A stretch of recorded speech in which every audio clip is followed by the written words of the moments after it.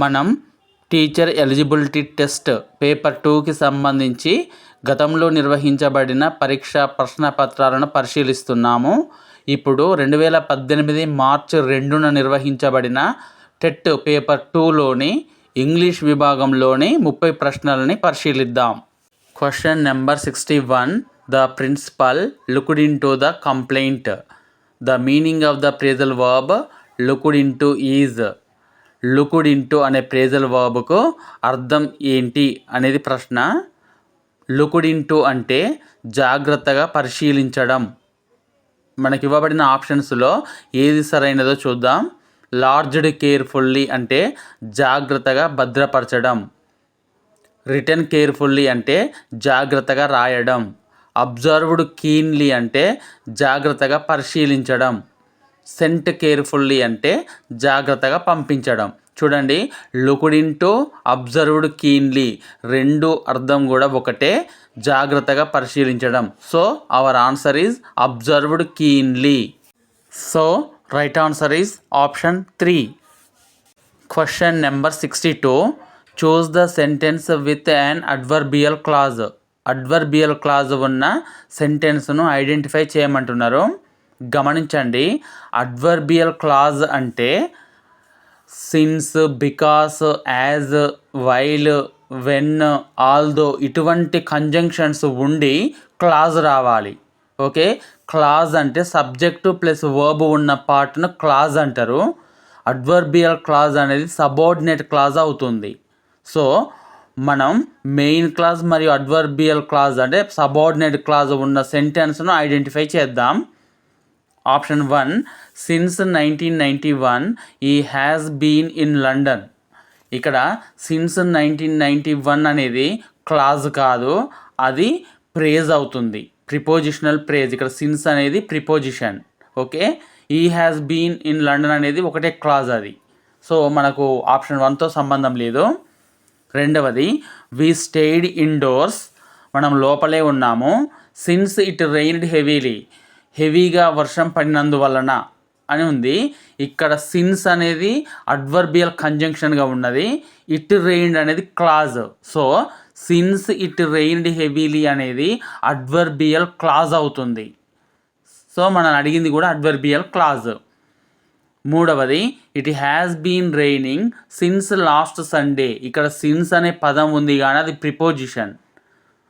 నాలుగవది, he is waiting for his friend. ఇది ఒక సింపుల్ సెంటెన్స్ అవుతుంది.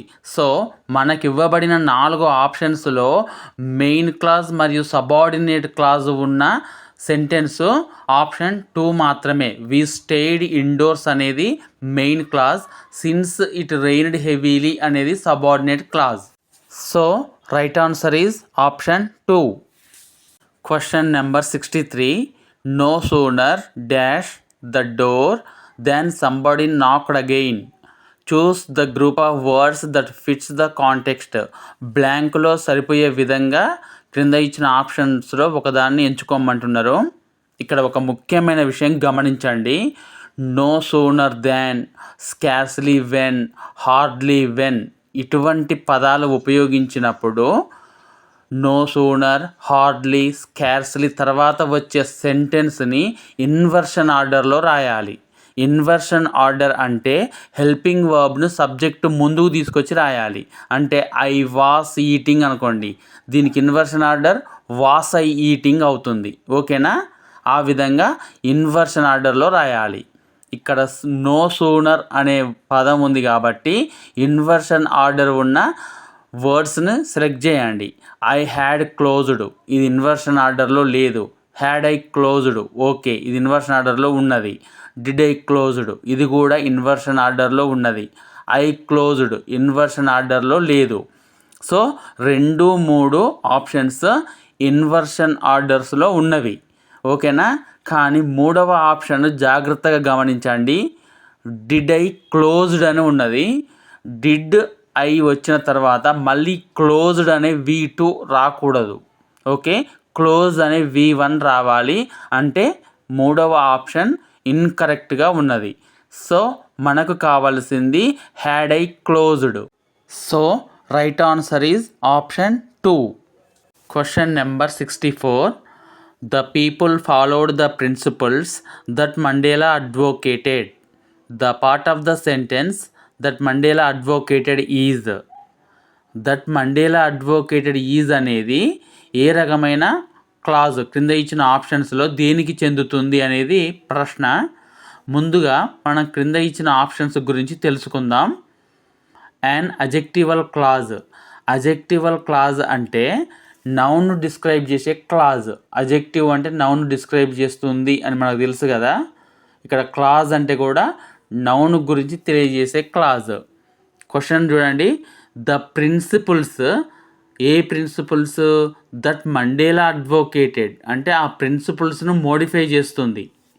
సో ఇది అజెక్టివల్ క్లాజ్ అవుతుంది.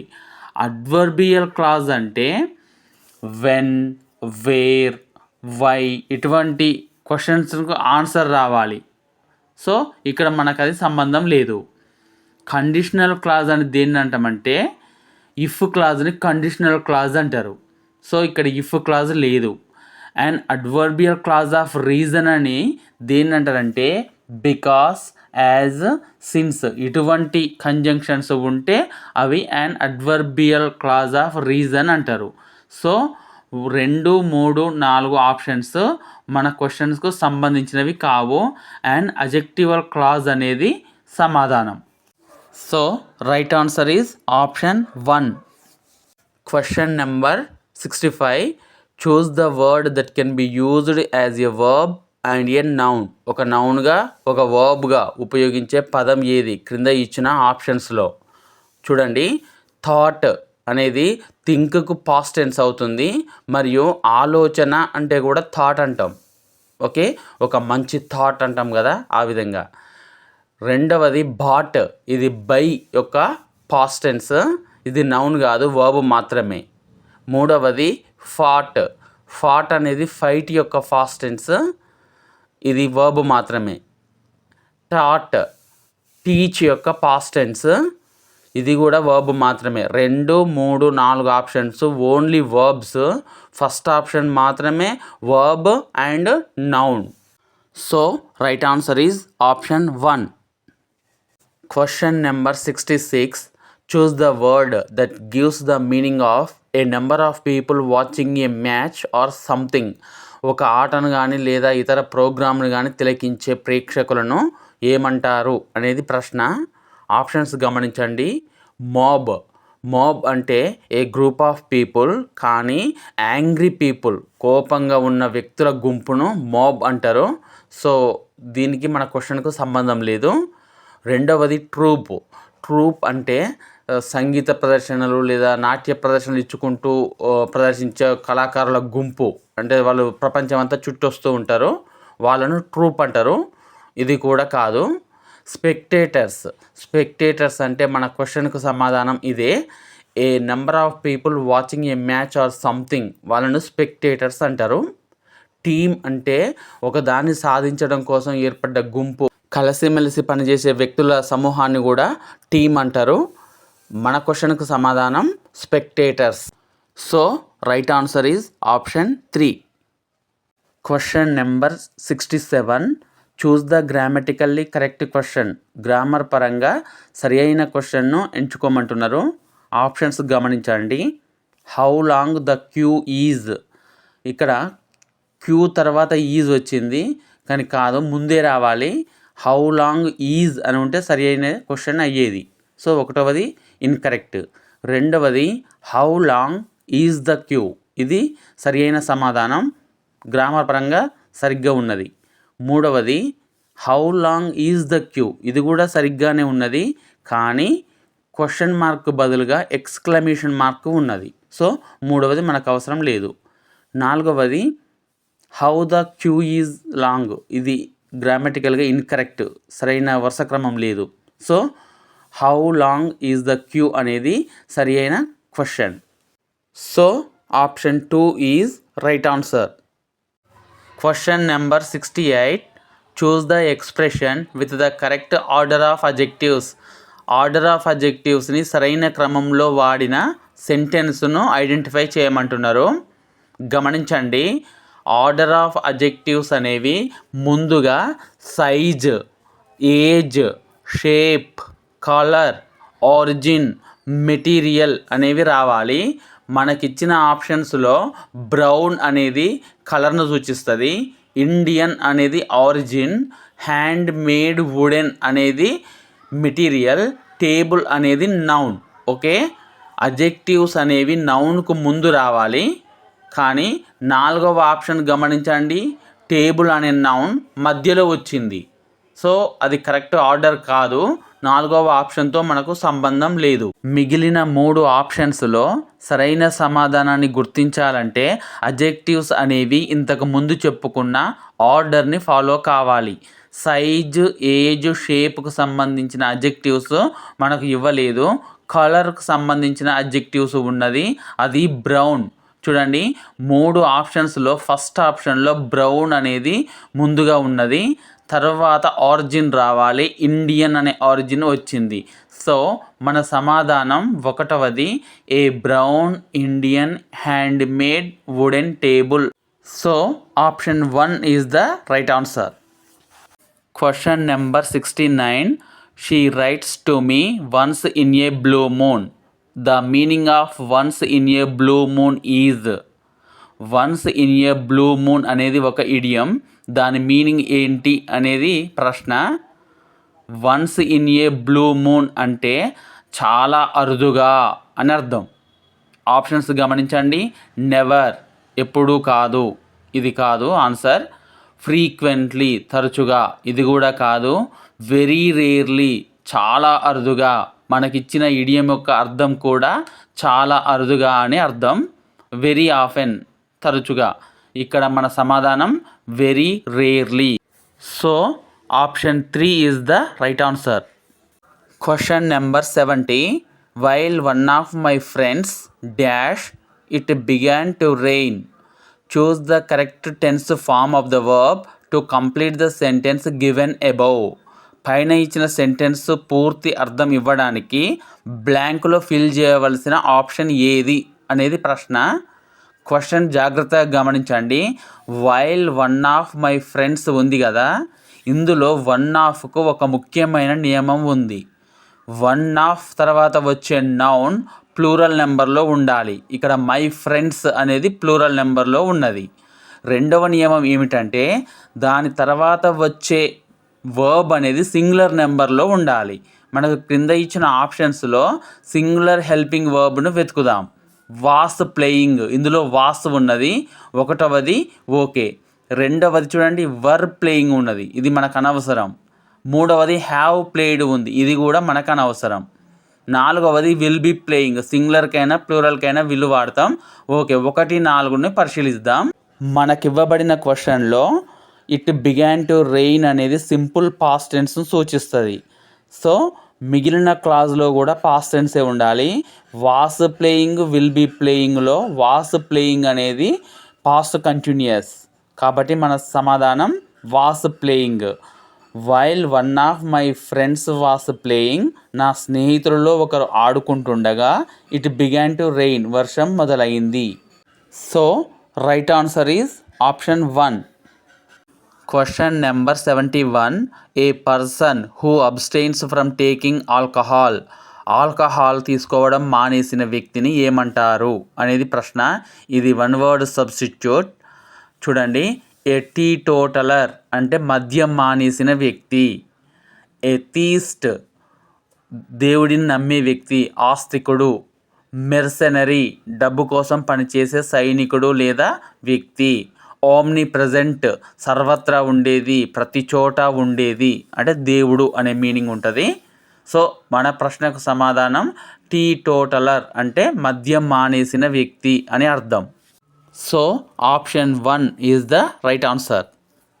Question number 72. One of the following is a plural noun. Choose it. క్రింద ఇచ్చిన ఆప్షన్స్లో ఒకటి ప్లూరల్ నౌన్ ఉన్నది, బహువచనం, దాన్ని చూజ్ చేసుకోమంటున్నారు. ఆప్షన్స్ గమనించండి.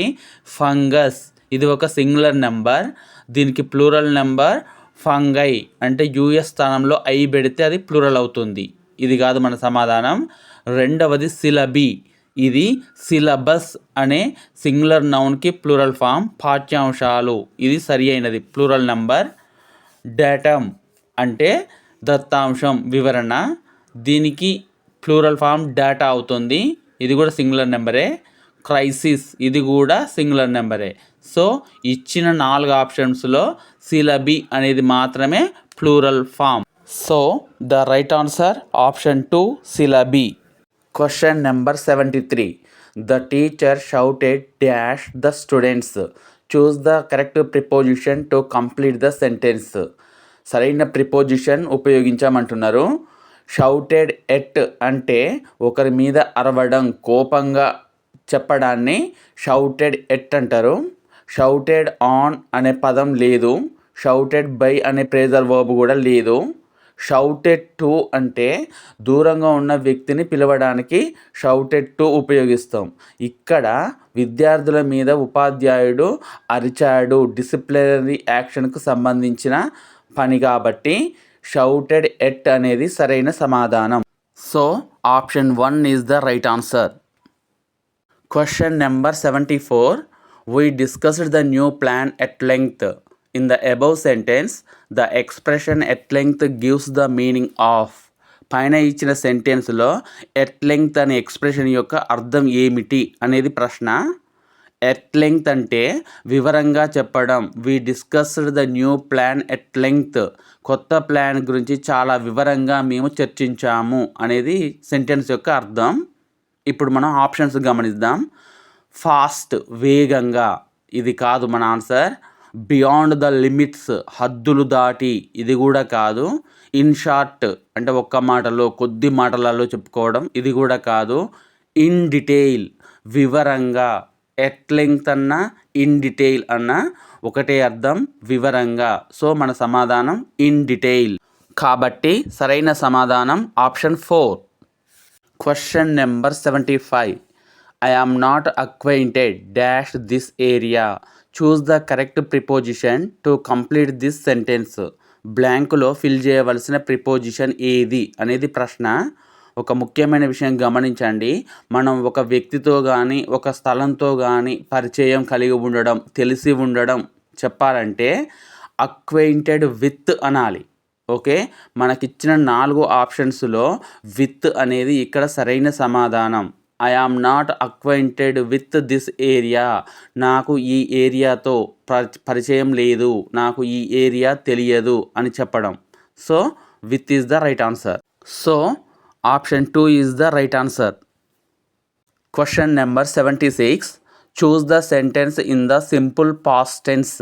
సింపుల్ పాస్ట్ టెన్స్లో ఉన్న సెంటెన్స్ను ఐడెంటిఫై చేయమంటున్నారు. ఆప్షన్స్ గమనించండి. షీ సింగ్స్ సాంగ్స్, ఇది సింపుల్ ప్రజెంట్ టెన్స్. సింగ్ అనేది V1, సో దాంతో మనకు సంబంధం లేదు. హీ కట్ ద మ్యాంగో, ఇది పాస్ట్ టెన్స్. ఎందుకంటే కట్ కట్ కట్ ఈ 3 verbs forms V1, V2, V3 same ఉంటాయి. వీటిని ఇర్రెగ్యులర్ వర్బ్స్ అంటారు. అయితే ఇక్కడ కొంతమంది అనుకోవచ్చు మరి ఇది V1 అయి ఉండొచ్చు కదా అని. ఒకవేళ కట్ అనేది V1 అయితే మనం కట్స్ అనాలి. పైన షీ సింగ్స్ ఎలా అన్నామో ఇక్కడ కట్ కూడా కట్స్ అనాలి. అనలేదు అంటే అది simple past tense. Okay, I want to meet you, ఇది కూడా సింపుల్ ప్రజెంటే. ఇట్ రెయిన్స్, ఇది కూడా సింపుల్ ప్రజెంట్. కాబట్టి సరైన సమాధానం ఆప్షన్ 2. ఇప్పుడు మనం రీడింగ్ కాంప్రహెన్షన్కు సంబంధించిన క్వశ్చన్స్ చూద్దాం. రీడింగ్ కాంప్రహెన్షన్లో మనం పారాగ్రాఫ్ చదువుతున్నప్పుడే మనకు ఆ పారాగ్రాఫ్ దేని గురించి ఇవ్వబడింది, దాని యొక్క ముఖ్య ఉద్దేశం ఏంటి అనేది అర్థం కావాలి. తర్వాత క్వశ్చన్స్కి ఆన్సర్ చేస్తున్నప్పుడు మళ్ళీ పారాగ్రాఫ్లోకి వచ్చి ఆ ఆన్సర్ని మనం సెర్చ్ చేయాలి. సో ఇప్పుడు మనం 77 క్వశ్చన్ చూద్దాం. Question number 77. Negative national feeling can make a nation. Options గమనించండి. Selfish, self centred, indifferent, dangerous. ఇప్పుడు మనం పారాగ్రాఫ్లో చూద్దాం. నెగటివ్ నేషనల్ ఫీలింగ్కి సంబంధించి సరైన ఆప్షన్ ఏదో చూద్దాం. ఇక్కడ in an aggressive way and becomes a danger internationally అని ఉంది కదా. ఇక్కడ అగ్రెసివ్ వేని నెగటివ్ వేగా చెప్పవచ్చు. మన క్వశ్చన్ కూడా నెగటివ్ నేషనల్ ఫీలింగ్ అని ఇవ్వడం జరిగింది. ఇక్కడ నెగటివ్ నేషనల్ ఫీలింగ్ అనేది ఏ డేంజర్ ఇంటర్నేషనల్కి దారితీస్తుంది. సో మన సమాధానం dangerous. So right answer is option 4. Question number 78. The greatest problem in the middle of the passage refers to the question. Options గమనించండి. How to mitigate hardship to human beings, how to contain the dangers of aggressive nationalism, how to share the economic burden equally, how to curb international hatred. ఇప్పుడు మనం పారాగ్రాఫ్లోకి వెళ్ళి search చేద్దాం సరైన option ఏదో. ఇక్కడ aggressive and something that breeds conflict and hatred when looked at from a wrong point of view అనే దానికి box ఇవ్వడం జరిగింది. మనకు ఆప్షన్స్లో కూడా how to contain a dangerous aggressive nationalism అనే ఆప్షన్ ఇవ్వడం జరిగింది. కాబట్టి మన సమాధానం అగ్రెసివ్ అనేది ఇక్కడ కీవర్డ్, ఆప్షన్ అదే అవుతుంది. కాబట్టి సరైన సమాధానం option 2. Question number 79. Aggressive nationalism. Options గమనించండి. Fosters international relations, leads to stunted growth, endangers national unity, isolates a country. ఇది ఓవరాల్ పారాగ్రాఫ్కు సంబంధించిన ప్రశ్న. అగ్రెసివ్ నేషనలిజం వలన ఒక దేశం ఏకాకిగా మారుతుంది, ఒంటరైపోతుంది. ఇక్కడ 4వ ఆప్షన్ ఐసోలేట్స్ ఏ కంట్రీ అనేది మన సమాధానం. కాబట్టి సరైన సమాధానం option 4. Question number 80. She said that she was busy. This sentence has A relative clause, a noun clause, an adverbial clause, an adverbial clause of reason. ముందుగా ఈ ఆప్షన్స్ గురించి తెలుసుకుందాం. రిలేటివ్ క్లాజ్ అనేది నౌన్ను లేదా ప్రొనౌన్ను మోడిఫై చేస్తుంది. ఉదాహరణకు the boy who stood in first class is my brother. ఇలా వాడితే దాన్ని రిలేటివ్ క్లాజ్ అంటారు. ఇక్కడ ఇది రిలేటివ్ క్లాజ్ కాదు. నౌన్ క్లాజ్ అంటే నౌన్గా పనిచేస్తుంది. షీ సెడ్ ఆమె చెప్పింది, ఏం చెప్పింది అనేది దట్ షీ వాస్ బిజీ అనేది తెలియజేస్తుంది. కాబట్టి అక్కడ ఒక నౌన్ క్లాజ్గా పనిచేసింది. ఓకే.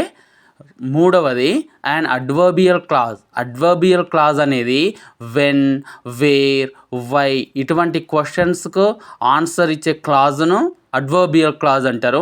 ఇక్కడ ఇది అడ్వర్బియల్ క్లాజ్ కాదు.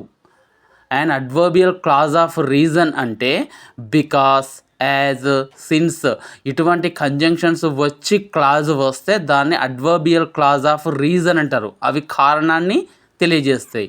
సో ఇక్కడ అది కూడా కాదు, మనకిచ్చింది noun clause. So right answer is option 2. Question number 81. Ganesh who is my friend lives in Guntur. This sentence has a that clause, a defining relative clause, a non defining relative clause and adverbial clause. ఈ ప్రశ్నకు సమాధానం చేయాలి అంటే ముందు మనకు options గురించి క్లియర్గా తెలియాలి. చూద్దాం ఒక్కొక్క ఆప్షన్ గురించి. దట్ క్లాజ్ అంటే దట్ అనే కంజంక్షన్ ఉన్న క్లాజ్ను దట్ క్లాజ్ అంటారు. మనకి ఇవ్వబడిన సెంటెన్స్లో దట్ లేదు కాబట్టి ఆప్షన్ 1తో మనకు సంబంధం లేదు. ఓకే. 2వది డిఫైనింగ్ రిలేటివ్ క్లాజ్, 3వది non defining relative clause. Defining relative clause, non defining relative క్లాజ్ల ముందు మనం రిలేటివ్ క్లాజ్ అంటే ఏందో తెలుసుకుందాం. నౌన్ గురించి కానీ ప్రొనౌన్ గురించి కానీ మనకు ఎక్స్ట్రా ఇన్ఫర్మేషన్ అందించే దాన్ని రిలేటివ్ క్లాజ్ అంటారు. ఓకే. ఇక్కడ Ganesh who is my friend lives in Guntur అని ఉంది కదా. ఇక్కడ హూ ఈజ్ మై ఫ్రెండ్ అనేది గణేష్ గురించి మనకు ఎక్స్ట్రా ఇన్ఫర్మేషన్ అందిస్తుంది. ఓకే. ఇక్కడ ఇది రిలేటివ్ క్లాజ్ అంటారు. డిఫైనింగ్ రిలేటివ్ క్లాజ్ అంటేనేమో కామాలు ఉండవు, నాన్ డిఫైనింగ్ రిలేటివ్ క్లాజ్ అంటేనేమో కామాలు ఉంటాయి. సో ఇక్కడ మనకు 2 కామాల మధ్య రిలేటివ్ క్లాజు ఉన్నది కాబట్టి ఇది non defining relative clause. Okay. మన క్వశ్చన్కు సమాధానం non defining relative clause. So the right answer is option 3. Question number 82. I saw a beautiful green leaf. The part of speech of the word green is. మనకి ఇవ్వబడిన సెంటెన్స్లో green కింద underline చేయడం జరిగింది. Green అనేది ఏ parts of స్పీచ్కి చెందింది అనేది ప్రశ్న. ఒక విషయం గమనించండి, ఇక్కడ లీఫ్ అనేది నౌన్కు ముందు ఉన్న ఏ బ్యూటిఫుల్ గ్రీన్ అనేది అడ్జెక్టివ్ అవుతుంది. ఓకే, ఏ బ్లాక్ పెన్ అన్నామనుకోండి, పెన్ అనేది నౌన్, బ్లాక్ అనేది అడ్జెక్టివ్ అవుతుంది. ఇక్కడ కూడా లీఫ్ అనే నౌన్ ముందు ఉన్న బ్యూటిఫుల్ గ్రీన్ అనేది అడ్జెక్టివ్ అవుతుంది. బ్యూటిఫుల్ అనేది adjective of opinion. Okay, green అనేది కలర్కు సంబంధించిన అడ్జెక్టివ్. కాబట్టి సరైన సమాధానం option 4. Question number 83. Walking improves health. In the above sentence walking is. ఇవ్వబడిన సెంటెన్స్లో వాకింగ్ అనేది క్రింద ఇచ్చిన ఆప్షన్స్లో దేనికి చెందుతుంది అనేది ప్రశ్న. ఆప్షన్స్ను ఒకసారి జాగ్రత్తగా గమనించండి. Present participle, past participle, gerund, helping verb అని ఉన్నవి కదా. వాకింగ్ అనేది పాస్ట్ పార్టిసిపుల్ కాదు, హెల్పింగ్ వర్బ్ కాదు. అంటే రెండవది నాలుగవ ఆప్షన్స్తో మనకు సంబంధం లేదు.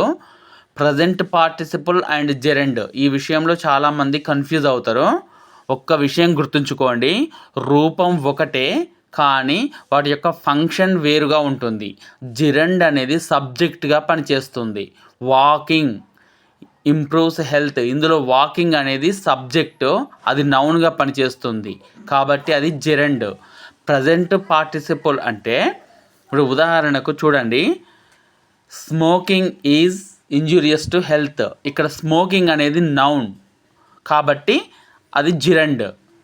Smoking cigarettes is injurious to health అన్నామనుకోండి, స్మోకింగ్ అనేది అడ్జెక్టివ్గా పనిచేస్తుంది, సిగరెట్ అనేది నౌన్ అవుతుంది.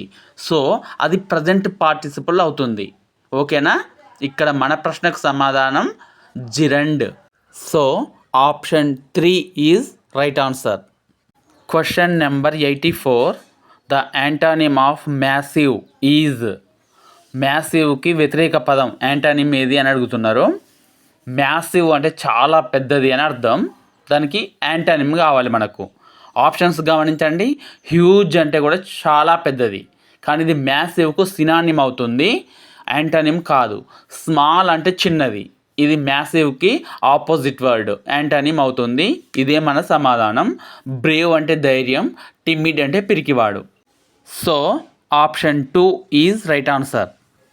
Question number 85.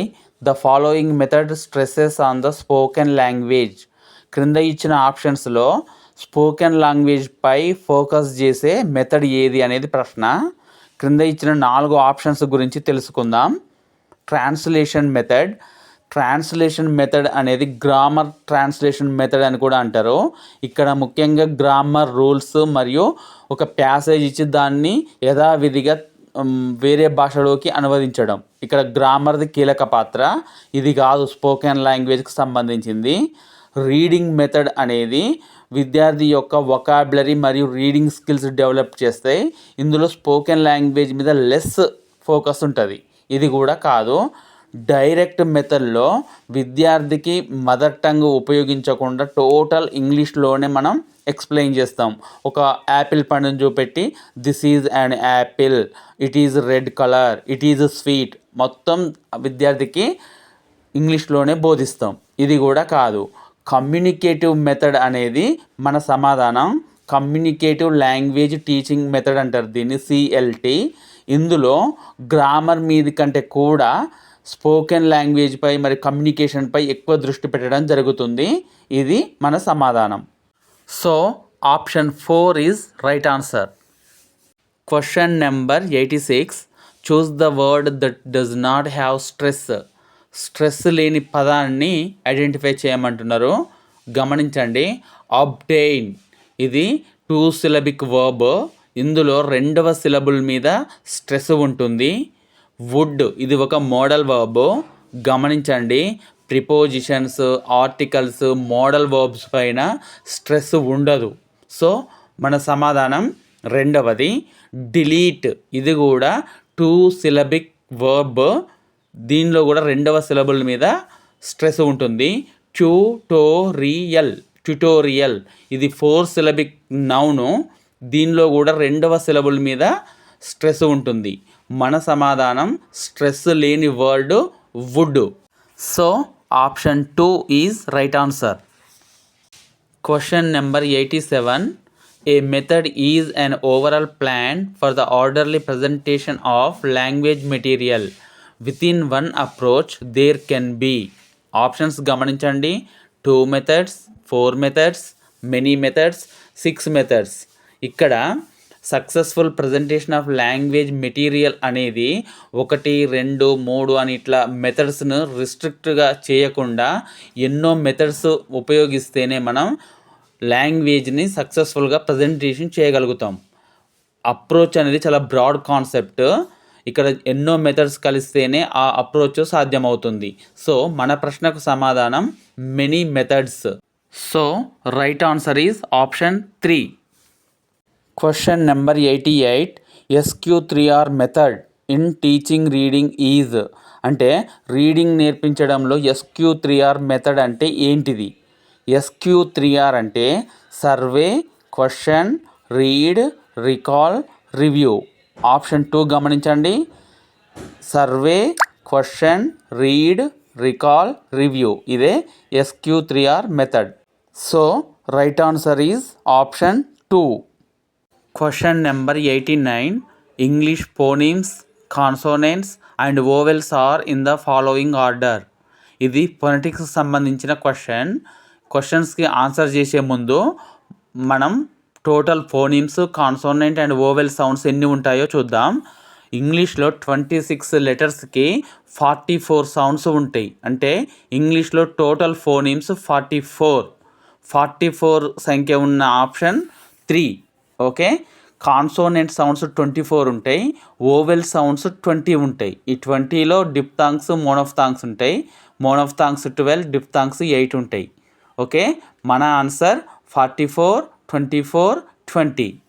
So right answer is option 3. Question number 90.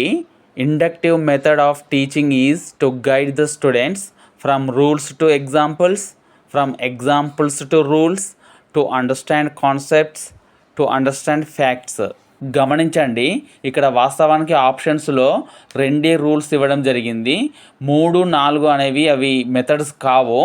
Inductive మరియు డిడక్టివ్ మెథడ్స్ ద్వారా విద్యార్థులు కాన్సెప్ట్ అండ్ ఫ్యాక్ట్స్ నేర్చుకుంటారు. సో 3, 4 ఆప్షన్స్తో పని లేదు. రూల్స్ టు ఎగ్జాంపుల్స్కు వెళ్తే దాన్ని డిడక్టివ్ మెథడ్ అంటారు. ఎగ్జాంపుల్స్ టు రూల్స్కు వెళ్తే దానిని ఇండక్టివ్ మెథడ్ అంటారు. మనల్ని అడిగింది ఇండక్టివ్ మెథడ్ కాబట్టి ఫ్రమ్ ఎగ్జాంపుల్స్ టు రూల్స్ అనేది సరైన సమాధానం. So option 2 is right answer. ఇప్పటి వరకు మనం teacher eligibility test TET paper 2కి సంబంధించి ఇంగ్లీష్ విభాగంలోని 30 ప్రశ్నల్ని మనం పరిశీలించాము కదా. మరొక టెట్ పేపర్తో మళ్ళీ కలుసుకుందాం. Thank you.